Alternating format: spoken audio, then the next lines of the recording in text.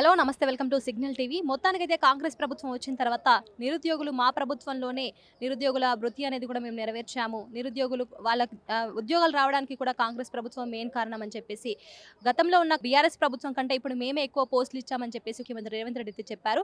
మరి దీనిపై కూడా నిరుద్యోగులైతే కాంగ్రెస్ ప్రభుత్వం అయితే ఒక జీవోని విడుదల చేసింది, జీవో 29ని. ఇప్పుడు ప్రస్తుతం ఆ జీవోని రద్దు చేయాలని చెప్పేసి కూడా మరి ఇక్కడ ప్రెస్ క్లబ్‌లో అయితే కొంతమంది నిరుద్యోగ నాయకులు అయితే వాళ్ళైతే మరి ఇప్పుడు ప్రెస్ మీట్ అయితే నిర్వహించారు. ఇక్కడ కొంతమంది ఉన్నారు, వాళ్ళతో మాట్లాడే ప్రయత్నం చేద్దాం. నమస్తే అండి. నమస్తే మేడం. ఇప్పుడు జీవో 29 రద్దు చేయాలని చెప్పేసి అనుకుంటున్నారు, ఎందుకంటారు? అవును మేడం, మేము ఆల్రెడీ ఫైట్ చేసి చాలా రోజులు అవుతున్నది జియో 29 మీద. జియో 29 అనేది ఏం లేదు మేడం. ఇంతకుముందు బీఆర్ఎస్ ప్రభుత్వం ఉన్నప్పుడు వాళ్ళు జియో 55 తీసుకొచ్చినారు. రిజర్వేషన్స్ అన్ని రూల్స్ అని కరెక్ట్గా పెట్టినారు. కానీ మిస్టేక్ ఎక్కడ జరిగిందని అంటే పోస్టులు అక్కడ వాళ్ళు పేపర్లు అమ్ముకున్నారు, క్వశ్చన్ పేపర్లు అమ్ముకున్నారు. ఆ ప్రవీణ్ అనే క్యాండిడేట్, ఆంధ్ర క్యాండిడేట్ ఇక్కడ వచ్చి పనిచేసే టీఎస్పీఎస్లో పనిచేస్తున్న అతనికి ఉద్యోగం ఉండడం వల్ల సంపాదించుకుందామని చెప్పేసి పేపర్లు అమ్ముకున్నాడు. కాబట్టి నోటిఫికేషన్ అనేది ఎగ్జామ్ అనేది క్యాన్సిల్ అయ్యి నెక్స్ట్ సంవత్సరానికి వచ్చింది అది. సో దానివల్ల డిలే జరిగింది. సో వీళ్ళు కాంగ్రెస్ ప్రభుత్వం అధికారంలోకి రాగానే ఏమన్నారు, సరే మేము మీకు కరెక్ట్గా టీఎస్పీఎస్ని ప్రక్షాళన చేస్తామన్నారు. ఏం ప్రక్షాళన చేసినారు? ఆ చైర్మన్ ఇది చేసి కొత్త చైర్మన్ అపాయింట్ చేసినారు. మీరు దానికి మించి ప్రక్షాళన ఏం చేస్తున్నారు? ఉన్న ఎంప్లాయీస్ని తీసినారు. కాంట్రాక్ట్ ఎంప్లాయీస్ ఇప్పటికీ అట్లనే ఉన్నారు. అసలు టీఎస్పీఎస్సీలో వర్క్ చేయాల్సిన వాళ్ళే ఎంప్లాయీసే లేరు అందులో. మీరు టీఎస్పీఎస్సీ ప్రక్షాళన చేసినామని డబ్బా కొట్టుకోవడం తప్ప అలా చేసింది ఏం లేదు వీళ్ళు. సరే కొత్త చైర్మన్ని తీసుకొచ్చినారు. చైర్మన్ని తీసుకొచ్చిన తర్వాత ఏమైనది, జియో 55 తీసుకురావాల్సిన అవసరం ఉంది. పిఓ 55 తీసేసి 29 తీసుకురావాల్సిన అవసరం ఏమున్నది? 29 తీసుకొచ్చినా కూడా సరే 29 ఎందుకు తీసుకొస్తున్నాం అనేది ఒక ప్రెస్ మీట్ లేదు, ప్రెస్ నోట్ లేదు, ఎక్కడ ఏం ఇన్ఫర్మేషన్ ఇవ్వకుండా సైలెంట్గా చాప కింద నీరులాగా ఆ జియో 29 తీసుకొచ్చి పెట్టినారు. దానివల్ల ఎస్సీ ఎస్టీ బీసీలను బడిగిన వర్గాల్లో ఉన్న విద్యార్థులు ఎవరైతే రిజర్వేషన్స్ పొందాల్సిన విద్యార్థులు ఉన్నారో అందరూ నష్టపోయినారు. సో జియో 29 అంటే ఏం లేదు మేడం, సింపుల్గా చెప్తున్నా. మెరిట్ లిస్ట్లో ఉన్న క్యాండిడేట్స్ని మెరిట్ లిస్ట్ లాగానే కన్సిడర్ చేయాలి, మెరిట్ క్యాండిడేట్స్ లాగానే కన్సిడర్ చేయాలి. మీరేం చేస్తున్నారంటే మెరిట్ క్యాండిడేట్స్లా కన్సిడర్ చేయకుండా ఇప్పుడు నేను ఎస్సీని మెరిట్ లిస్ట్లో వచ్చిన, ఇప్పుడు మెరిట్ లిస్ట్లో నాకు మెరిట్ క్యాండిడేట్ నాకు కన్సిడర్ చేయకుండా నేను ఎస్సీ లాగానే చూసినప్పుడు ఏమవుతుందంటే కింద ఉన్న ఎస్సీ క్యాండిడేట్కి ఎవరైతే రిజర్వేషన్స్ అప్లికబుల్గా అయ్యి మెయిన్స్ రాయాలనో అతను నష్టపోయినాడు.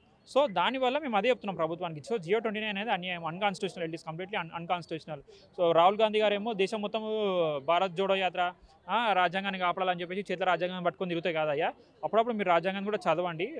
రిజర్వేషన్స్ ఉన్న విద్యార్థులను కడుపు మీద కొడుతున్నారు మీరు. సో రిజర్వేషన్స్ తీసుకొని రండి, జియో 29 తీసేయండి. 55 ఏదైతే ప్రొవైడ్ చేసిన రిజర్వేషన్స్ అది తీసుకొని రండి.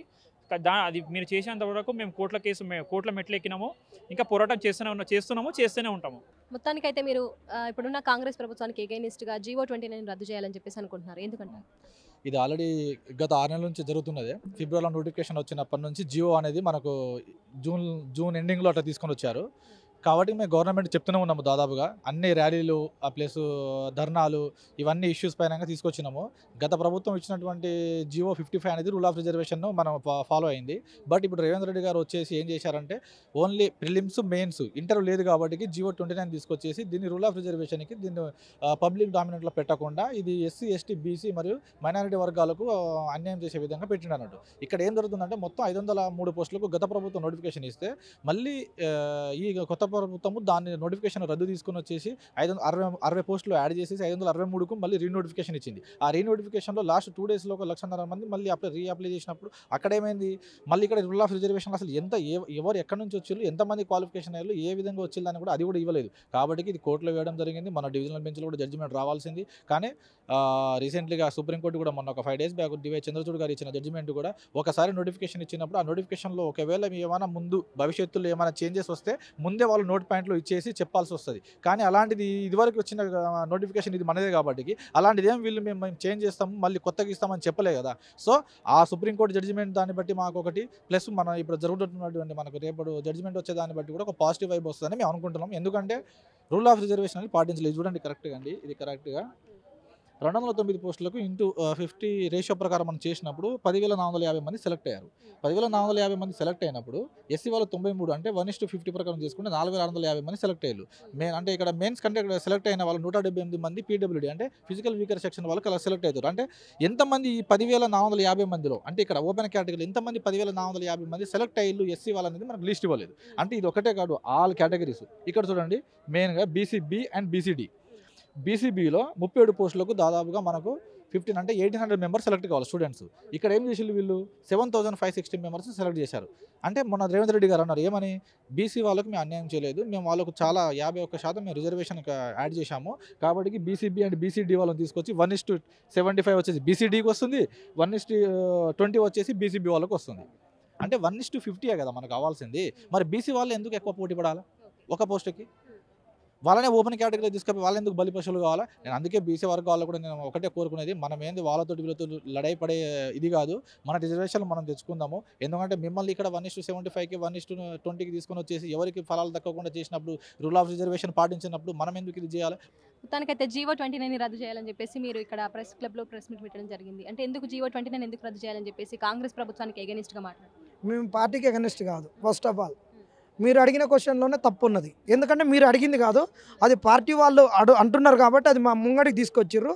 అది కాంగ్రెస్ వాళ్ళు చెప్తున్నా, మీకు ఎగెనిస్ట్ కాదు, ఎవరికి ఎగెనిస్ట్ కాదు. ఏదైతే మీరు తెచ్చిన జీవో రాజ్యాంగానికి వ్యతిరేకంగా ఉందో అది రాజ్యాంగ వ్యతిరేకత ఉన్న అంశాన్ని పక్కన పెట్టేసి రాజ్యాంగానికి అనుకూలంగా ఉన్నటువంటి 55 జీవోని తీసుకురావాలనేదే మా పోరాటం.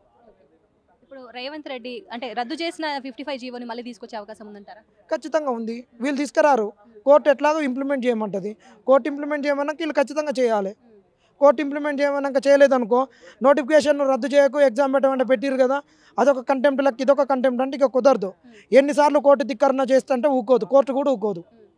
అంటే ఇప్పుడు GO55ని రద్దు చేసి మరి GO29 తీసుకురావడానికి గల కారణాలు ఏంటంటే? అందులో చాలా కుట్ర ఉంది. తలా దోషడి పాపంలో తలా పిరికెడి పాపం ఉంది.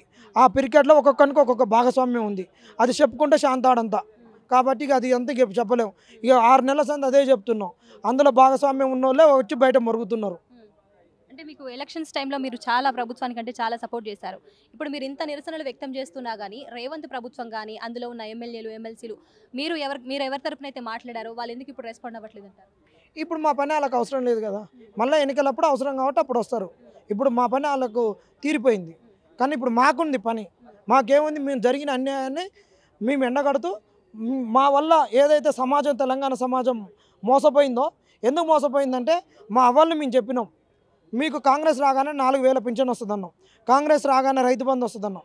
ఇలాంటి అంశాలతోటి వాళ్ళు మమ్మల్ని ఇప్పటికి తిడుతున్నారు. మరి దాన్ని కూడా రేవంత్ రెడ్డిని ఇంప్లిమెంట్ చేయమని చెప్తాం.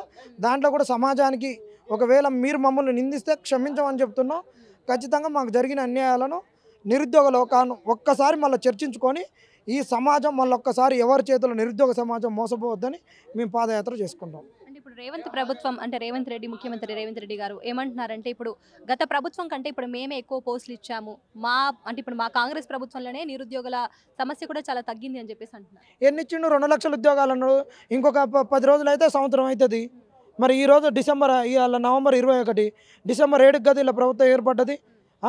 మరి ఇంకొక 10 రోజులు అయితే అయిపోతుంది కదా ప్రభుత్వం. 10-15 రోజులు అయితే సంవత్సరంలో 2 లక్షల ఉద్యోగాలై, సంవత్సరంలో SC/ST బ్యాక్లాగ్లై, సంవత్సరంలో నిరుద్యోగ భృతి ఏది, సంవత్సరంలో 10 లక్షల వడ్డీ లేని రుణాలై, సంవత్సరంలో మహిళలకు స్కూటీలై, సంవత్సరంలో ల్యాప్టాప్లై, సంవత్సరంలో స్కాలర్షిప్లై. ఈరోజు ఇంజనీరింగ్ అయిపోయిన పిల్లలకు స్కాలర్షిప్లు రాక వాళ్ళు మెమోలు తీసుకోక జాబులు చేయని కావట్లేరు, సర్టిఫికెట్లు లేక. ఇవన్నీ తప్పిదాలు కాదా? 2 లక్షల ఉద్యోగాలై 50,000 ఉద్యోగాలలో గత ప్రభుత్వం ఇచ్చినవన్నీ, ఈ ప్రభుత్వం ఇచ్చినవన్నీ. అదే నేను ఖచ్చితంగా చెప్తున్నాం. అదే మీరే కనుక ప్రతిపక్షంలో ఉంటే ఖచ్చితంగా Group 4ని మీరు రద్దు చేయించేటటువంటి వాళ్ళు, మీరు ఖచ్చితంగా రద్దు చేయించేటటువంటి వాళ్ళు. మీరే కనుక ప్రతిపక్షాలు ఉంటే ఖచ్చితంగా జైలును రద్దు చేయించేటటువంటి వాళ్ళు. మీరు ఇవాళ ఇచ్చినాయని చెప్పుకున్న పరీక్షలన్నిటి మీద మీరు పిటిషన్లు వేయించినటువంటి వాళ్ళు. ఈరోజు మీరు అధికారంలోకి రాగానే అవి గొప్ప అయిపోయినాయా, అవి న్యాయబద్ధం అయిపోయినాయా? వాటి మీద ఎందుకు మీరు మాట్లాడరు? వాటిపైన ఒక రౌండ్ టేబుల్ పెట్టి వాటిలో తప్పులు ఉన్నాయో లేదో చర్చిద్దాం. మీరు రాగానే మంచి ఉద్యోగాలు ఇచ్చారు కదా, ఆ ప్రభుత్వాన్ని ఎందుకు ఇవ్వలేదు? GO29 మేడం, అది SC/STలకు రిజర్వేషన్ కాదు మేడం. ఓన్లీ ఇంగ్లీష్ మీడియంలో చదువుకున్న వాళ్ళకు, అదర్ పీపుల్కి, నాన్ లోకల్ పీపుల్కి ప్లస్ అవుతుంది, కానీ తెలంగాణ పీపుల్కి యూజ్ కాదు. ఎందుకంటే చెప్పిన రూల్ ఆఫ్ రిజర్వేషన్ ఏంటంటే, నేను UPSC కూడా ఎగ్జామ్ రాసినాను. SC కట్ ఆఫ్ ఇంత, ST కట్ ఆఫ్ ఇంత, BC కట్ ఆఫ్ ఇంత అని ఉంటుంది. ఏ రాష్ట్రంలో లేదు ఇట్లా ఓపెన్ కట్ ఆఫ్. SC వాళ్ళకి ఇంత కట్ ఆఫ్ ఉంటుంది, ST వాళ్ళకి ఇంత ఉంటుంది. టాప్లో వచ్చిన వాళ్ళని ఓపెన్ మెరిట్లో తీసుకుంటారు, ఓపెన్లో తీసుకుంటే అయిపోతుంది. నువ్వు ఇప్పుడు ఏంది రిజర్వేషన్ టాప్ వచ్చిన వాడిని రిజర్వేషన్ పరిమితం చేసేసరికి నా వెనకంగా ఉన్న 50 మెంబర్స్కి ఇప్పుడు నేను నా ఒక్కని వల్ల 50 మెంబర్స్ లాస్ అవుతారు. అట్లా ఏంటంటే తెలంగాణ అస్తిత్వంతో పాటు రూల్ ఆఫ్ రిజర్వేషన్కి అగెనిస్ట్ మేడం. GO29 గవర్నమెంట్ రద్దు చేయకపోతే గవర్నమెంటే రద్దు అవుతుంది. ఇప్పుడు టీజీపీఎస్సీ చైర్మన్ ఎవరైతే ఉన్నారో మహేందర్ రెడ్డి, మీరు ఇన్ని నిరసనలు వ్యక్తం చేస్తున్నా ఎందుకు స్పందించట్లేదంటారు? స్పందించట్లేదంటే మేడం, ఇప్పుడు ఏమైందంటే రిటైర్మెంట్ అయ్యే ముసలాయనని తీసుకొచ్చి పెట్టారు.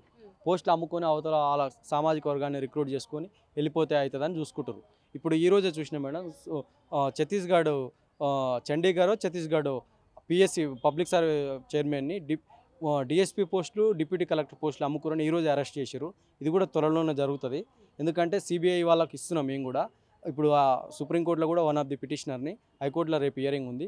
అందుకోసమే ఇప్పుడు ఇప్పుడు ఏమంటారు అంటే మేడం, మేము పోస్ట్ పోను చేయండి, అది 1:100 అడిగినప్పుడు ఏమన్నదంటే గవర్నమెంట్ 6 నెలలు పడుతుంది దిద్దడానికి, 30,000 మంది దిద్దడానికి 6 నెలలు పడుతుంది. మరి ఒక 20 రోజులను ఎట్లా దిద్దుతారు మేడం? ఇప్పుడు ఆదరాబాదిగా సోనియా గాంధీ గారి బర్త్డే సెలబ్రేషన్స్ అన్ని ముసుగులో చేసుకొని ఈ రిజల్ట్ ఇద్దామని, పోస్టులు అమ్ముకుందామని జరుగుతుంది. అందుకనే మేము ప్రెస్ మీట్ పెట్టినాం. రేపు హియరింగ్ ఉంది మేడం. ఇప్పుడు జీవో 29ని రద్దు చేయాలని చెప్పేసి కూడా మీరు నిరసనలు వ్యక్తం చేస్తున్నారు, ఎందుకంటారు? ఎందుకంటే జియో 29 అనేది బడుగు బలహీన వర్గాలకి, ఎస్టీ ఎస్సీ పిల్లలకి తీరని అన్యాయం చేసింది. ఎందుకంటే దీని గురించి జియో వచ్చినప్పుడు మేము బల్మూరి వెంకట గారిని, అదేవిధంగా బట్టి విక్రమార్క గారిని, రియాజ్ గారిని, ప్రభుత్వంలో ఉన్న పెద్దలందరినీ కలిసి ఈ 29 జియో అనేది తప్పులు తడక ఉంది, ఇది నోటిఫికేషన్ ముందు పోయేలా లేదు, కాబట్టి దీన్ని రద్దు చేసి పాత జియో ప్రకారమే 55 ప్రకారమే ఎగ్జామ్ పెట్టమని చెప్పేసి మేము పలువురు ఎమ్మెల్యేలకు, మంత్రులకు సూచన చేశాం. వాళ్ళు మా మాట వినకుండా ఎగ్జామ్ పెట్టారు. ఎగ్జామ్ పెట్టడం వల్ల ఏమైందంటే ఇలా చాలామందికి అర్హత ఉన్నా కూడా అర్హత సాధించలేకపోయారు. ఎందుకంటే కొంతమందికే ఎస్టీ ఎస్సీ పిల్లలకు న్యాయం జరిగింది, మిగతా పిల్లలకు కూడా వాళ్ళకి సాధించే అర్హత ఉన్నా కూడా వాళ్ళు సాధించలేకపోయారు. కాబట్టి రేపు దీని గురించి రద్దు చేయాలని చెప్పేసి మేము గత 5 నెలల నుంచి పోరాటం చేస్తున్నాం. రేపు మా పోరాట ఫలితంగా రేపు జియో 29 అనేది డివిజనల్ బెంచ్కి వస్తుంది. రేపు డివిజనల్ బెంచ్కి మాకు అనుకూలంగా వస్తే మంచిది.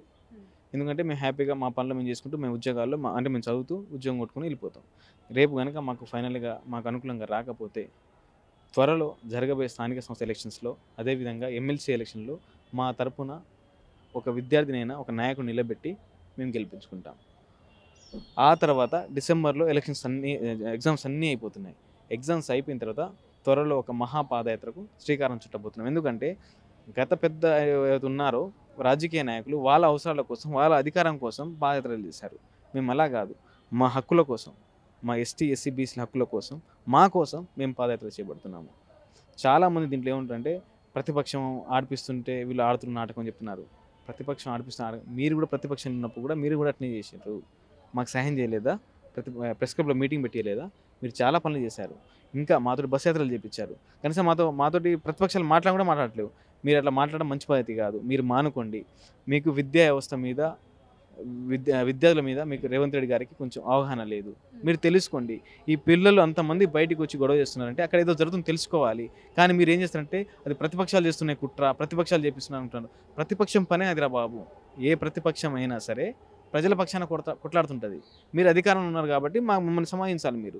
కానీ మీరే అట్లా మాట్లాడడం చాలా బాధాకరమైన విషయం. రేవంత్ రెడ్డి గారు మీకు ఒకే ఒక మాట చెప్తున్నాము, దయచేసి ఈ ఎస్టీ ఎస్సీ పిల్లలకు అన్యాయం చేస్తున్నారు, మీకు మిస్గైడ్ చేస్తున్నారు. మీ కోటరి వర్గమే మిమ్మల్ని మిస్గైడ్ చేస్తుంది. కాబట్టి మీరు దయచేసి మా బాధను విని ఆ జియో 29 రద్దు చేసి మరలా ఫ్రెష్ ఎగ్జామ్ లేకపోతే మెయిన్స్ పెట్టే విధంగా మీరు చర్యలు తీసుకోండి. లేకపోతే రేపు జరగబోయే నష్టానికి మీరే బాధ్యులు అవుతారు. ఎందుకంటే పార్టీ అధికారం పోవచ్చు, మీ పదవే పోవచ్చు, ఏదైనా జరగవచ్చు. చూసారు కదా, ఇప్పటివరకు అయితే నిరుద్యోగులు అయితే వాళ్ళ ఆగ్రహాన్ని అయితే వ్యక్తపరుస్తారు. ఏ విధంగా అయితే రేవంత్ రెడ్డి ప్రభుత్వం ఎన్నికలకు ముందు అధికారంలోకి వచ్చే ముందు నిరుద్యోగులకి మేము ఖచ్చితంగా సహాయం చేస్తాము అని చెప్పేసి ఏ విధంగా అయితే చెప్పిందో అదే విధంగా వాళ్ళు ఇచ్చిన మాటను నిలబెట్టుకోవాలని చెప్పేసి కూడా ఇప్పుడు నిరుద్యోగులు అయితే వాళ్ళు నిరసనలు వ్యక్తం చేస్తున్నారు. అదే విధంగా రేపు హైకోర్టులో హీరింగ్ ఉన్నందున ఒకవేళ హైకోర్టులో నెగిటివ్ వచ్చినా కానీ మేము ఇదే అంశాన్ని సుప్రీంకోర్టులో కూడా లేవనెత్తుతాము, మాకు న్యాయం జరిగే వరకు పోరాటం చేస్తామని చెప్పేసి కూడా నిరుద్యోగులు అయితే ఈ ఆగ్రహాన్ని అయితే వ్యక్తపరుస్తున్నారు.